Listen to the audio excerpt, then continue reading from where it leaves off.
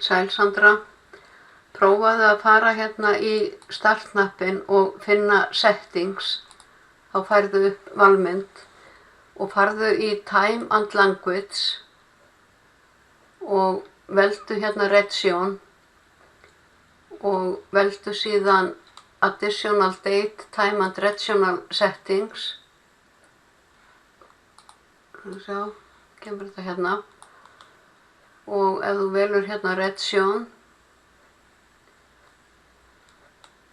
og additional settings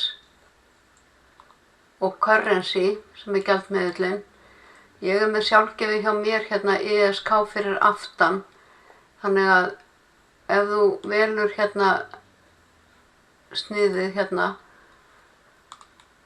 þú ert ábyggilega með þetta hérna valið, prófa að velja þetta hér eins og ég og líka í þessu hér, sem sagt, finnur það hérna í listanum, kannski hérna og þegar þú ert búin að velja, það er þetta hérna, sér það hérna hjá mér og þá myndir þú smetla hérna á OK og OK. Ég ætla að loka þessu öllu, ekki að breyta neinu hjá mér.